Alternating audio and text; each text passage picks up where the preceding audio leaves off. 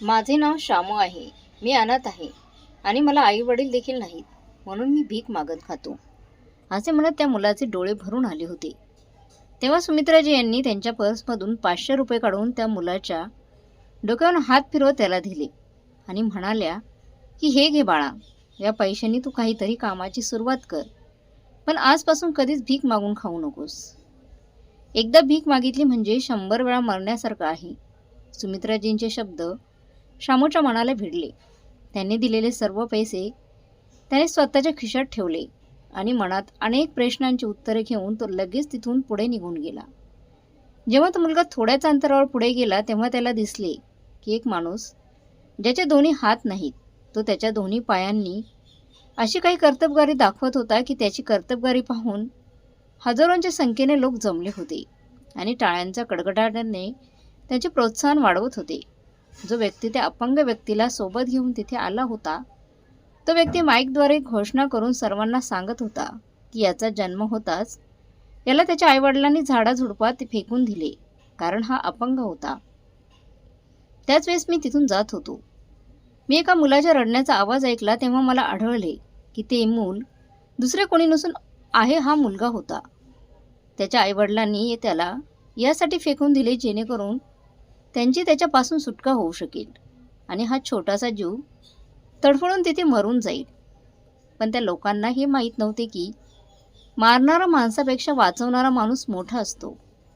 शामूने जेव्हा त्यांची ही कहाणी ऐकली तेव्हा त्याचे डोळे भरून आले आणि त्याने विचार केला की देवाने त्याचे दोन्ही हात काढून घेतले आहेत, तरी तो मुलगा किती कुशलतेने लोकांना आनंद देत आहे, आपली कर्तबगारी दाखवत आहे आणि पैसे कमवत आहे. मग देवाने तर मला सुरक्षित 2 हात दिले आहेत, मग तरी मी देवाकडे तक्रार का करत आहे की त्यांनी मला अनाथ का केला आहे.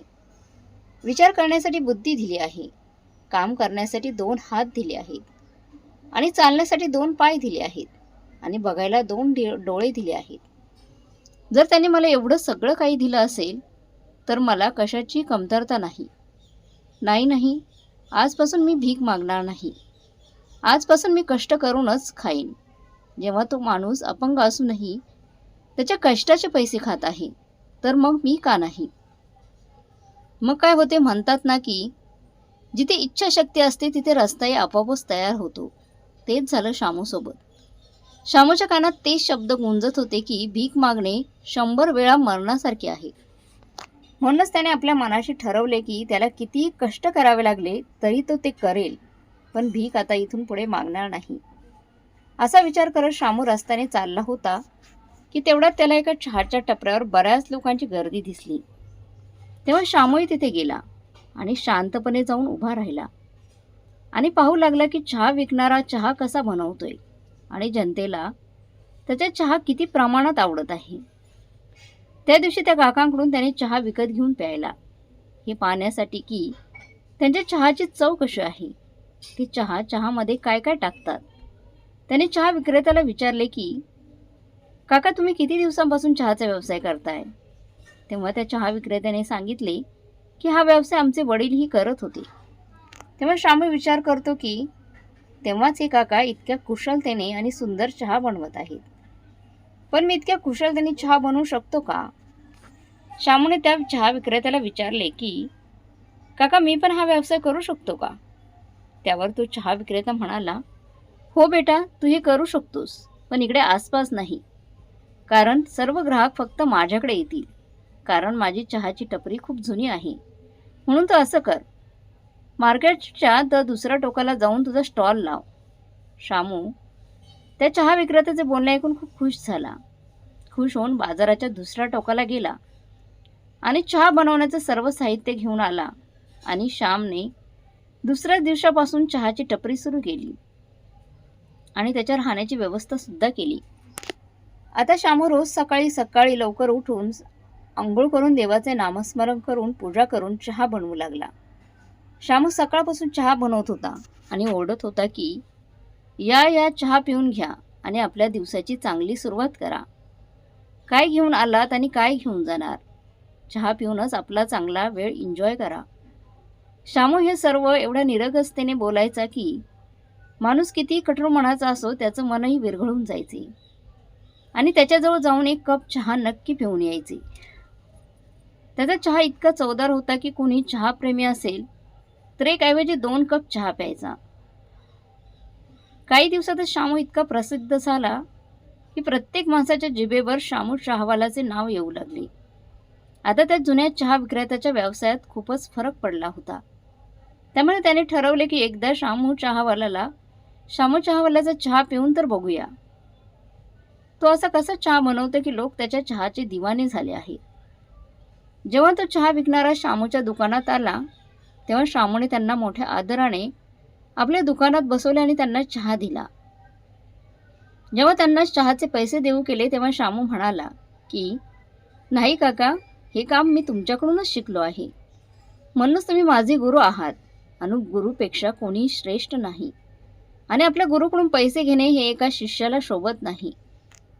चहा विक्रेत्याने विचार केला की शामूला माझ्या समस्येबद्दल सांगतो, म्हणजे जेणेकरून शामू त्याची चहाची टपरी कुठेतरी दुसरीकडे सुरू करील, जेणेकरून त्यांचे जे ग्राहक आहेत ते पण टिकून राहतील. पण दुसरीकडे शामूचा निरागस चेहरा पाहून त्यांचे मन सुद्धा त्यांना साथ देतो नव्हते की ते शामूला काही बोलू शकतील. पण त्याचा उदास चेहरा पाहून शामू स्वतःच त्यांना विचारू लागला की काका, काय झालं आहे, तुम्ही उदास का दिसत आहात? तेव्हा ते म्हणाले की बेटा शामू, मी कसं सांगू, मला काहीच कळत नाही की माझी समस्या तुला कशी सांगू. जर मी तुला माझी समस्या सांगितली तर तुझं हृदय तुटेल, तुला वाईट वाटेल. तर शामू म्हणाला, काका एकदा बोलून तर बघा, जर माझ्याकडून काही करता येत असेल तर मी नक्कीच करेन. मग ते चहा विक्रेते म्हणाले की शामू बेटा, जेव्हापासून तू तुझी चहाची टपरी उघडली आहेस ना, तेव्हापासून कधीपासून चहा घेतलास तेव्हापासून माझे ग्राहक खूपच कमी झाले आहेत रे. बेटा मी काय करू, आता मी म्हातारा होत चाललो आहे. याच्या व्यतिरिक्त मला दुसरं काही कामही येत नाही. माझे घरही इथे जवळच आहे, म्हणूनच मी जवळच माझा स्वतःचा चहाचा स्टॉल उघडला. मला असे वाटले होते की माझ्या दुकानामुळे तुझे दुकान चालणार नाही, म्हणून तुला माझ्यापासून दूर चहाची टपरी लावण्याचा सल्ला दिला होता मी. पण मला थोडेच माहिती होती की याच्या उलट होणार आहे. असे म्हणत चहा विक्रेते दुःखी झाले. त्यांचे बोलणे ऐकून शामू त्यांच्या जवळ जाऊन बसला आणि त्यांच्या हातावर हात ठेवून म्हणाला, बस एवढंच नाही काका, मी तुमची समस्या एका क्षणात सोडवू शकतो बघा. ते कसं काय बेटा? अहो काका, मला ना घर ना कुटुंब. मी माझी चहाची टपरी दुसऱ्या ठिकाणी दुसऱ्या बाजारात घेऊन जातो. तुम्ही तुमचा व्यवसाय अगदी निश्चिंतपणे होऊन करा. शामूचे बोलणे ऐकून ते चहा विक्रेते चकित होऊन त्याच्याकडे पाहू लागले. त्यांच्या तोंडून एकही शब्द बाहेर पडू शकले नाही आणि ते मनातल्या मनात शामूला अनेक आशीर्वाद देत लाजत मान खाली घालून तिथून निघून गेले. शामूने मग दुसऱ्याच दिवशी आपले सर्व सामान गोळा केले आणि दुसऱ्या शहराचा रस्ता धरला. आता तिथून कुठे जायचे हे त्याला कळत नव्हतं. त्या दिवशी त्याला त्याच्या आईवडिलांची कमी जाणवत होती. त्यांची आठवण येत होती की काश आज त्याचे वडील आई वडील असते तर आज त्यांच्याजवळ त्यांचे कुटुंबही राहिले असते आणि तो सुद्धा म्हणू शकला असता की माझेही कुटुंब आहे. पण खेद वाटतो की त्याचं आपलं म्हणण्यासारखं असं कोणीही या जगात नव्हतं. मग त्याने स्वतःची हिंमत वाढवली आणि मनात ठरवलं की एक दिवस तोही त्याची वेळ नक्कीच बदलेल. त्याने आपले अश्रू पुसले आणि दुसऱ्या शहरात पोहोचला आणि मनातल्या मनात म्हणाला की काका, आता तुम्ही खुश व्हा, तुमचे ग्राहक पुन्हा माझ्याकडे येणार नाहीत. त्याने पुन्हा एकदा भगवंताचे नाव घेतले आणि आपल्या कामाला सुरुवात केली. तिथे त्याने त्याचे तेच काम सुरू केले जे याआधी करत होता. शामूच्या या भोळ्या शब्दांनी लोक प्रभावित होऊन तिथे थांबू लागले आणि विचार करू लागले की अरे, एक कप चहा तर प्यायचा आहे, मग इथे प्या किंवा दुसरीकडे प्या, काय फरक पडतो? या निरागस मुलाजवळ प्यायलाच त्याचाही फायदा होईल. असा विचार करून काही लोक त्याच्याकडे थांबून चहा घेऊ लागले, तर काही लोक त्याचे ते निरागस बोल ऐकण्यासाठी तिथे थांबून चहा घेऊ लागले आणि चहाचा आस्वाद घेऊ लागले. अशा प्रकारे शामू हळूहळू तिथे त्याच्या चहासाठी प्रसिद्ध होऊ लागला. आता तर अनेक मोठी श्रीमंत लोक त्याच्या लहान सहान पार्टीसाठी शामू चहा विक्रेत्याला त्यांच्या घरची ऑर्डर देऊ लागले, ज्यामुळे शामू चांगली कमाई करू शकला. आता शामूने या शहरात एक फ्लॅट देखील खरेदी केला आहे आणि हळूहळू घरही बांधायला सुरुवात केली आहे. खाली एक अख्खं दुकान आणि वरच्या मजल्यावर त्याची राहण्याची खोली म्हणजे त्याच्यासाठी घर बांधले. आणि पाहता पाहता काही वेळातच शामू चहावाल्याचे दुहेरी मजली ते तिप्पट मजलं इमारत बनून तयार झाली आणि त्याच्यासाठी चांगल्या चांगल्या घरातून नातीही येऊ लागली. त्याने एक सुसंस्कृत मुलगी पाहिली आणि तिच्याशी लग्न देखील केले. तर दुसरीकडे श्यामलालजी आणि सुमित्राजी हळूहळू म्हातारे होत गेले. त्यांनी त्यांच्या दोन्ही मुलांना खूप शिकवले आणि त्यांना इतकं सक्षम बनवले की दोन्ही मुले सुनील आणि अनिल त्यांच्या पायावर उभे राहिले. दोन्ही मुले आपल्या आई वडिलांपासून दूर दुसऱ्या शहरात राहायचे. जेव्हा जेव्हा सुमित्राजींच्या आपल्या नातवंडांना भेटण्याची इच्छा व्हायची तेव्हा त्या आपल्या मुलाच्या आणि सुनेच्या घरी त्यांना भेटण्यासाठी निघून जायच्या. पण त्यांचा मुलगा आणि सून सणासुदीलाही त्यांना भेटण्यासाठी येत नव्हते. श्यामलालजी कसे तरी त्यांच्या मनावर नियंत्रण ठेवायचे आणि स्वतःला समजवायचे की मुलांना त्यांचं स्वातंत्र्याने जीवन जगू द्यावं. पण सुमित्राजी यांना त्यांच्या नातवंडांची खूप आठवण यायची. म्हणूनच त्या सुनेकडून अनेकदा अपमानित होऊनही नातवंडांना भेटायला निघून जायच्या.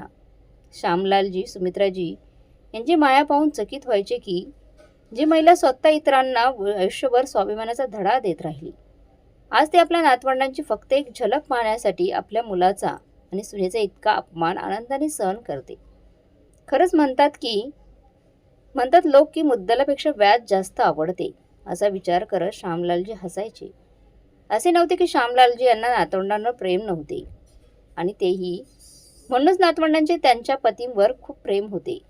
हे आपल्या नातवंडावर खूप प्रेम करायचे. म्हणून तर सुमित्रेजींना नकार न देता ते आपल्या मुलाच्या आणि सुनेच्या घरी येऊन जायचे. मग त्यांच्या सुनेचे 4 गोष्टी त्यांना ऐकवल्या तरी ते ऐकून घ्यायचे. थोडा वेळ तर त्यांनाही वाईट वाटायचं, पण सुमित्राजी ही गोष्ट सांगून गोष्ट फिरवायच्या की अहो आपलीच तर मुलं आहेत, आपल्या माणसांच्या बोलण्याचा राग काय मनात मानून घ्यायचा. मग श्यामलालजीही गप्प बसायचे. पण हद्द तर तेव्हा झाली जेव्हा दोन्ही मुलं आणि सुना आपल्या आईवडिलांकडे रडतच आले आणि म्हणाले की बाबा आमच्या व्यवसायात खूप मोठे नुकसान झाले आहे, म्हणून आम्ही तुमची मदत मागायला आलो आहे तुमच्याकडे. जर तुम्ही आम्हाला तुमचे निवृत्तीचे पैसे दिले तर तुमची खूप कृपा होईल आमच्यावर. तुम्ही आता खूप म्हातारे झाला आहात, तुम्हा लोकांनाही तुमचा मुलगा सून नातवंड यांच्या सहवासाची गरज आहे. त्यामुळे आजपासून तुम्हा दोघंही आम्ही भावांजवळच राहायचं आहे.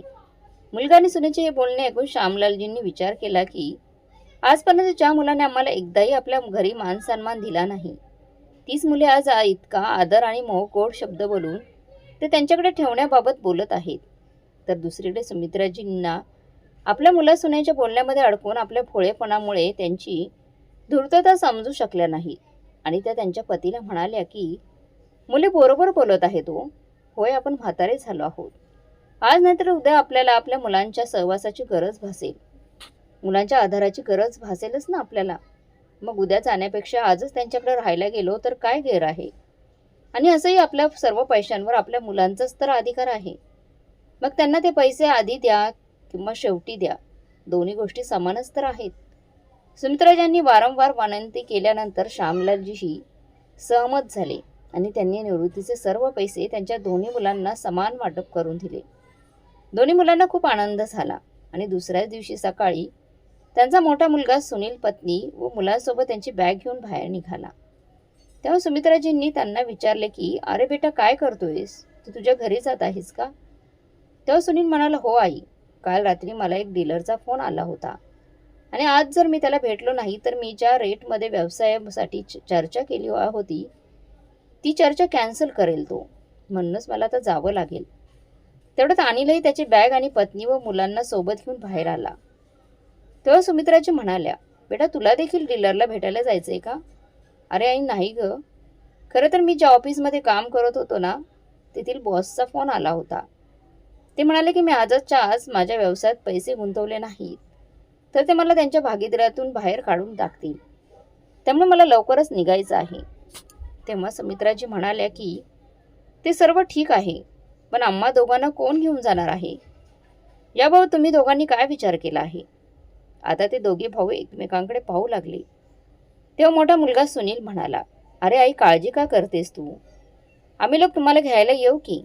आणि असेही तुम्ही लोक कुठे दुसऱ्यांच्या घरात राहत आहेत का? शिवाय तुम्हा लोकांना आमच्यासारखे खोलीचे भाडंही द्यावं लागत नाही आहे तिथे. आता तुम्ही दोघेही अगदी मजेत राहू शकताय, मजेत राहा.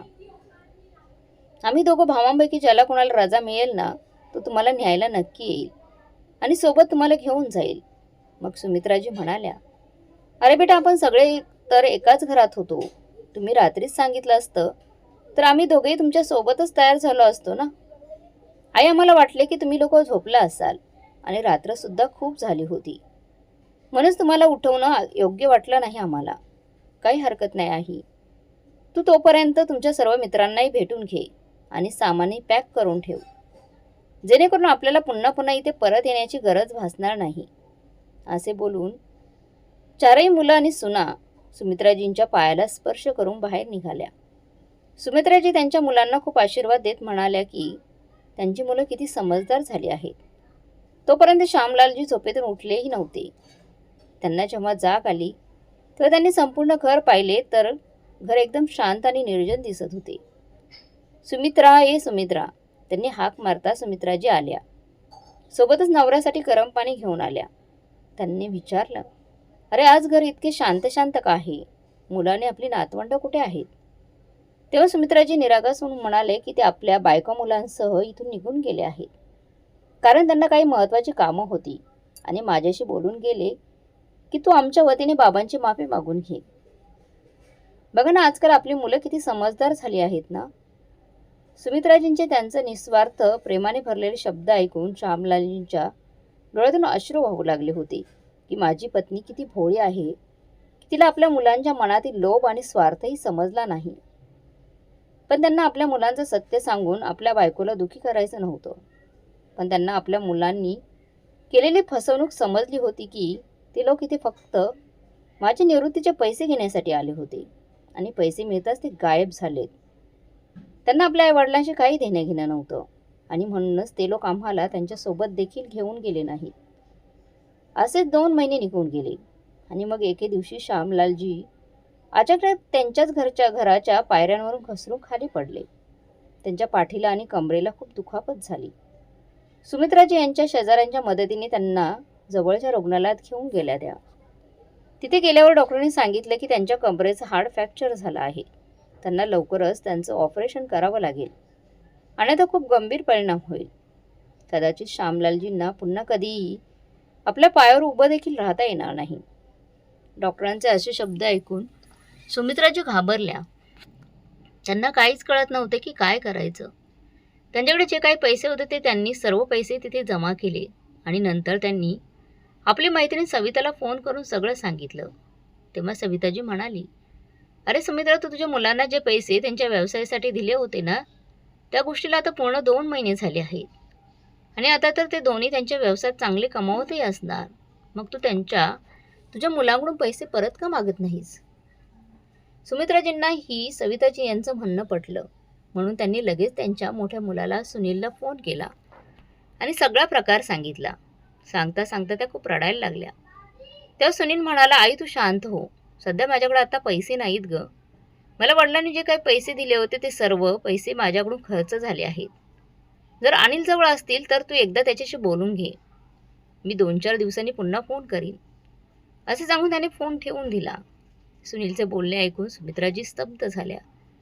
यावर त्यांचा विश्वास बसत नव्हता की ज्या मुलांना समजदार समजत होत्या तीच मुलं ती वेळ आल्यावर अशी उत्तरं देतील. तरी त्यांनी मजबुरीने अनिलला फोन केला आणि त्यालाही सगळं सांगितलं. तेव्हा तोही तेच म्हणाला, आई तुला काय वाटतं, पैसा ही काही थांबणारी गोष्ट आहे का? अरे इथून पैसा येतो आणि तिकडून निघूनही जातो. यालाच तर व्यवसाय म्हणतात आणि मी माझे सर्व पैसे माझ्या व्यवसायात गुंतवले आहेत ग. आता तू असे अचानक येऊन पैसे मागशील तर ते मी कुठून आणून देणार तुला? माझ्याकडून तर काही पैशांची अपेक्षा करू नकोस बघ. त्याने तर वडिलांच्या तब्येतीची विचारपूस न करताच फोन देखील ठेवून दिला. आता तर सुमित्राजी यांना काहीच समजत नव्हतं की आता काय करायचं. ज्या मुलांसाठी त्यांनी आपले सर्वस्व पणाला लावले आणि आज तीच मुलं वेळ आल्यावर आपल्या आईवडिलांकडे पाठ फिरवत आहेत. हा विचार करत सुमित्राजी रडू लागल्या. पण तरी त्यांनी हिंमत गमावली नाही आणि त्यांचे दागिने विकून पतीवर उपचार सुरू त्यांनी केले. दरम्यान त्यांचे काही नातेवाईक त्यांना भेटायला आले होते. तेव्हा त्या दरम्यान सुमित्राजींनी त्यांना सांगितले की त्यांच्या मुलांनी त्यांची कशी फसवणूक केली आहे आणि त्यांच्याकडून पैसे काढून घेतले आणि जेव्हा त्यांना पैशांची गरज पडली तेव्हा त्यांनी आपल्या म्हाताऱ्या आईवडिलांकडे कशी पाठ फिरवली आहे.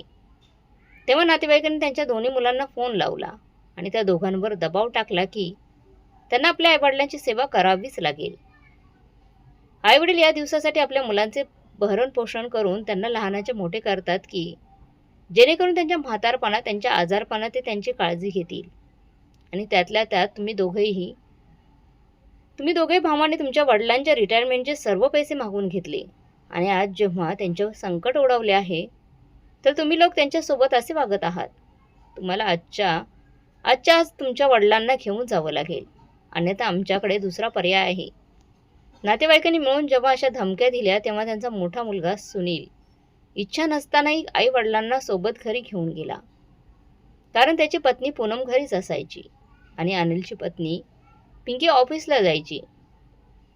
त्यामुळे तिला श्यामलालजींची सेवा करता आली नसती. आता श्यामलालजी यांना तिथल्या चांगल्या हॉस्पिटलमध्ये ॲडमिट केलं गेलं. त्यांची फी आणि औषधांचा खर्च खूप जास्त होता. सुनील केवळ 5 दिवसातच खर्च करून थकला होता. म्हणून त्याने हात वर केले आणि आईला स्पष्ट सांगितले की आई बाबांचा इतका खर्च मी काही एकटा उचलू शकत नाही. तेव्हा सुमित्राजी म्हणाल्या, बेटा अनिलसोबत बोलून त्याची काही मदत घे. तुझ्या वडिलांनी आत्ता कुठे त्याला पैसे दिले आहेत. सुमित्राजी यांचे बोलणे ऐकताच त्यांचा मुलगा सुनील रागाने भडकला आणि रागातच आईला म्हणाला, काय आई, तुम्ही आम्हाला काही पैसे काय दिले? तुम्ही लोकांनी जणू आमच्यावर खूप मोठा उपकारच केला आहे. म्हणजे पुन्हा पुन्हा एकच गोष्ट बोलून आमचा अपमान करत राहतेस तू. एकतर आमच्या सर्व नातेवाईकांमध्ये आमचा अपमान केला तरी तुमचं पोट भरलं नाही. रोज रोज तुम्ही दिलेल्या पैशांचा रुबाब दाखवता. किती पैसे लागणार आहेत तुम्हाला मला सांगा आता. मी आत्ताच तुम्हाला पैसे आणून देईल आणि मग आत्ताच माझ्या घरातून बाहेर निघायचं आणि पुन्हा कधी तुमचा चेहरा इथे दाखवायचा नाहीस. सुनील ओरडतच तिथून बाहेर निघून गेला. बिचारा सुमित्राजी अश्रू ढाळत तिथेच जागीच बसल्या. त्यांना कळत नव्हते की त्यांनी आता काय करावं. त्यांनी पटकन घरातील सर्व कामे केली आणि त्यांच्या नवऱ्यासाठी टिफिन घेऊन त्या त्वरित दवाखान्यात जाण्यासाठी निघाल्या. तिकडे जाऊन नवऱ्याला खाऊ घातले. तेवढ्यात तिथे एक नर्स आली आणि म्हणाली, मॅडम तुम्ही डॉक्टरांना जाऊन भेटा, ते कधीपासून तुमची वाट पाहत आहेत. सुमित्राजी यांनी पटकन डॉक्टरांकडे गेल्या. तिथे गेल्यावर त्यांना डॉक्टरांनी सांगितलं की श्यामलालजी यांच्या ऑपरेशनसाठी 2 लाख रुपये खर्च येणार आहे. 2 लाख रुपये खर्च येणार आहे हे ऐकून सुमित्राजी यांना चक्करच आली. त्या मनात विचार करू लागल्या की जर त्या दिवशी आम्ही आमच्या दोन्ही मुलांना ते सर्व पैसे दिले नसते तर आज मी माझ्या पतीचा चांगल्या प्रकारे इलाज करू शकली असती आणि असे मुलांच्या आणि सुनांच्या मागे पुढे फिरावं लागलं नसतं मला पैशांसाठी. सगळी चूक माझीच आहे. जर मी पुन्हा पुन्हा पैसे देण्यास सांगितले नसते तर माझ्या पतीने या नालायक मुलांना पैसे दिले नसते. पण माझ्या डोळ्यांवर मायेची पट्टी बांधली होती. हाच विचार करत त्यांच्या डोळ्यातून अश्रू वाहू लागले. त्यानंतर त्यांनी स्वतःला सांभाळले आणि म्हणाल्या की सर मी पैशांची व्यवस्था करते आणि तुम्हाला कळवते. डॉक्टर म्हणाले की जितक्या लवकर कराल तितके चांगलं होईल. सुमित्राजी यांना काहीच कळत नव्हते की आता मी काय करू. मध्ये त्यांना माहीत होते की त्यांनी जर अनिलला फोन केला तर त्याचं उत्तर काय असणार आहे. तरी त्यांनी हिंमत एकवटली आणि त्यांनी अनिलला फोन केला. पण पुन्हा पुन्हा फोन करूनही त्याने सुमित्राजींचा फोन उचललाच नाही. तेव्हा सुमित्राजींनी विचार केला की त्याच्या घरी जातील आणि समोरासमोर बसून त्याच्यासोबत बोलले तर कदाचित त्याला माझं दुःख समजेल आणि तो मला पैसे देईल. असा विचार करून सुमित्राजी आपला मुलगा अनिलकडे गेल्या. पण जेव्हा ते अनिलच्या घरी पोहोचले तेव्हा त्याच्या घराला कुलूप होते. त्यांनी शेजाऱ्यांना विचारल्यावर त्यांनी सांगितले की त्यांनी हे घर विकलं आहे आणि आता त्यांनी दुसरं घर घेतलं आहे. हे तर ऐकून सुमित्राजी यांना जास्तच धक्काच बसला. मग त्यांनी शेजाऱ्यांना त्यांच्या नवीन घराचा पत्ता विचारला तर त्यांना नवीन घराचा पत्ता माहीतच नव्हता. सुमित्राजी मग नाराज झाल्या आणि तिथून परत दवाखान्यासाठी जाण्यासाठी निघाल्या. कधी त्या वेड्यासारख्या धावत होत्या तर कधी चालत होत्या. तेव्हाच त्या एका कारला धडकल्या. तो कार मालक त्यांना धडक देऊन तिथून पळून जाण्याचा प्रयत्न करत होता की थोड्याच अंतरावर वाहतूक पोलीस उभे होते आणि त्यांनी त्याला पाहिले आणि ताबडतोब त्या ड्रायव्हरला पकडून आपल्या ताब्यात घेतले. तर काही लोक सुमित्राजी यांना उठवले, त्यांना पाणी पाजले. सुमित्राजी यांना दुखापत झाली नव्हती, त्यामुळे त्यांना शुद्ध लवकर आली. पण जेव्हा त्यांनी त्या गाडीच्या मालकाला पाहिले तर त्या माणसाला पाहून सुमित्राजी थक्क झाल्या. कारण तो व्यक्ती दुसरा तिसरा कोणी नसून त्यांचा धाकटा मुलगा अनिल होता. जेव्हा त्याने आईला पाहिले तेव्हा त्याने आपला रंग बदलला आणि म्हणाला, अरे आई, तू इथं कशी काय आणि बाबांची तब्येत कशी आहे? मी तुम्हालाच भेटायला येत होतो. बिचारा सुमित्राजी अनिलच्या तोंडून अशा गोष्टी ऐकून ढसढसा रडू लागल्या आणि म्हणाल्या की चल बाळा, पटकन हॉस्पिटलला चल, तिथे तुझे वडील वाट पाहत आहेत. हे पाहून पोलीस अनिलला म्हणाले, अरे हे काय, तुम्ही तुमची चूक लपवण्यासाठी खोटं तर बोलत नाही ना? तर अनिल म्हणाला, नाही नाही सर, मला माझ्या बाबांची तर खरंच खूप काळजी वाटत होती, म्हणूनच मी इतक्या वेगाने घाईघाईने गाडी चालवत होतो आणि म्हणूनच मी चुकून माझ्याच आईला आदळलो. हो का? मग तू गाडीत आणि तुझ्या आई पायी कुठे फिरत आहे? तुम्ही तुमच्या आईशी भांडण करून त्यांना घरातून हाकलून तर दिलेलं नाही ना? पोलीस कर्मचाऱ्यांनी विचारणा केली असता पोलिसांनी अशा प्रकारचे प्रश्न विचारले तेव्हा अनिलचा घसा कोरडा पडला. पण सुमित्राजी त्यांना त्यावेळेस त्यांच्या पतीकडे जाण्याची खूप घाई होती, म्हणूनच त्या म्हणाल्या की नाही सर, मी तर इथे जवळच्या मंदिरात माझे पतीचे दीर्घ आयुष्यासाठी प्रार्थना करण्यासाठी आली होती आणि माझा मुलगा खरंच त्याच्या वडिलांकडे दवाखान्यात घाईने चाललेला होता, म्हणून जरासा थोडासा अपघात झाला, असे म्हणत सुमित्राजी त्यांच्या हाता आणि पायांच्या दुखापतीकडे दुर्लक्ष करतात आणि त्यांच्या गाडीत जाऊन बसतात आणि पटकन अनिलला हॉस्पिटलकडे जाण्यासाठी सांगतात. त्यावेळेस पोलिसांनी अनिलला कडक शब्दात सूचना दिल्या की जर तुम्ही तुमच्या आईवडिलांना अजून काही त्रास देण्याचा प्रयत्न जर केला तर थेट तुरुंगात जाल. तर अनिल त्याच्या आईला धडकल्याने आणि पोलिसांच्या नजरेत आल्याने घाबरत होता, म्हणूनच यावेळी तो शांतपणे सुमित्राजी यांना दवाखान्यात घेऊन गेला. दवाखान्यात घेऊन गेल्यानंतर त्याने पाहिले तर श्यामलालजींचं ऑपरेशन थिएटरमध्ये नेण्यात आलं होतं. सुमित्राजींनी काउंटरवर जाऊन चौकशी केली, त्यांची फी कोणी भरली, ऑपरेशनची फी कोणी भरली. तेव्हा त्यांनी सांगितले एका श्यामू नावाच्या व्यक्तीने त्यांची फी जमा केली आणि औषध व गोळ्यांसाठी अतिरिक्त 5,000 रुपये देखील जमा केले आहेत, जेणेकरून तुम्हाला नंतर कोणत्याही समस्यांना सामोरे जावे लागणार नाही. त्यांनी तुमची बराच वेळ वाट पाहिली पण तुम्ही आल्या नाहीत, म्हणून ते आता इथून निघून गेले. सुमित्राजी विचार करून परेशान झाले की हा श्यामू कोण आहे, ज्यांनी अशी आमच्या अनोळखी लोकांसाठी इतकी फी भरली आणि तेही फी भरूनही 5,000 देखील ठेवले. मी तर कोणत्याही श्यामूला ओळखत नाही.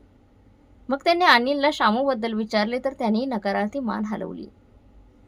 मग थोड्या वेळाने अनिलच्या वडिलांवर शस्त्रक्रिया करून ऑपरेशन थिएटरमध्ये आणले गेले. तेव्हा अनिल त्याच्या वडिलांना भेटला आणि त्याच्या आईला त्याच्या घरचा पत्ता देऊन तिथून निघून गेला. काही दिवसांनी श्यामलालजी यांना डिस्चार्ज दिला गेला. सुमित्राजी यांनी त्यांच्या धाकट्या मुला अनिलला फोन केला तर तो म्हणाला की आम्ही दोघे आपापल्या ऑफिसमध्ये आहोत, आम्हाला वेळ नाही आहे, तुम्ही लोक ऑटो रिक्षा करून घरी निघून जा, ऑटो रिक्षामध्ये बसून घरी या. सुमित्राजींनी त्यांचे घरही पाहिले नव्हते, तरी त्यांनी ऑटो चालकाला पत्ता सांगितल्यावर त्याने त्या दोघांना त्या पत्त्यावर पोहोचवले.